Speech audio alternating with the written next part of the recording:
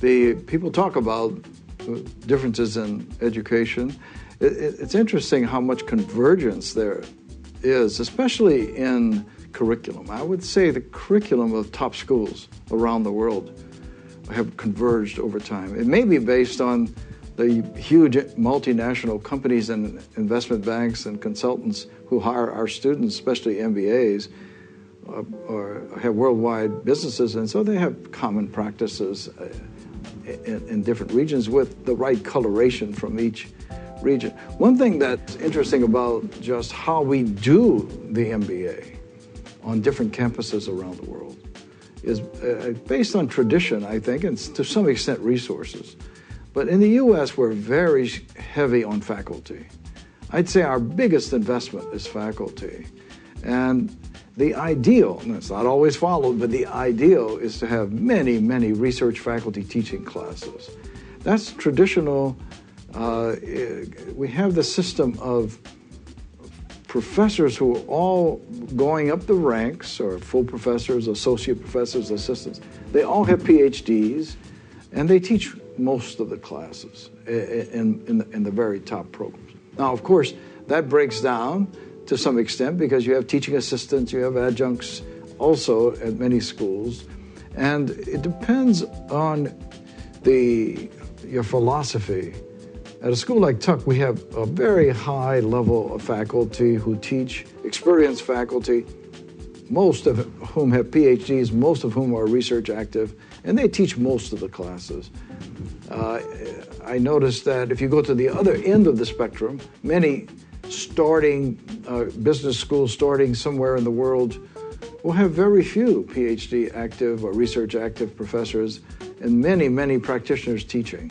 So there is a variety of approaches, and I think that some blend of the classic American approach and with some use of alumni and others who are current practitioners, we would always be leaning more to the traditional, where most of our teaching is done by what I would call scholarly professors. I guess there's more convergence than divergence between American and European business schools. There, I agree with you. Well, first, European business schools are younger. They were created 50 years after the first business schools were founded in the US, like yours.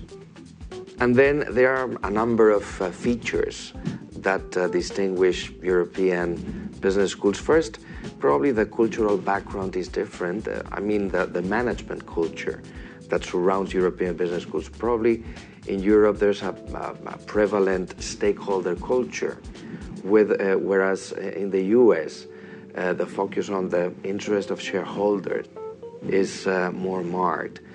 If you look, for example, at Germany, where trade union representatives are members of the boards of large corporations, public corporations, this is something that is very characteristic of the European environment, where the public administration many times is represented in large corporations. Or think about France, for example, where the word dirigisme has been featuring many different practices related to the public and the private. So there are some cultural differences, but even that, there's more convergence than divergence. Then if I look at some of the features of business schools in Europe, probably the business model in Europe is different.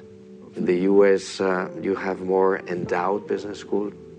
Probably, as you were saying, the faculty profile is slightly different. Maybe if you look at most European business schools, you have a combination of clinical and academic faculty.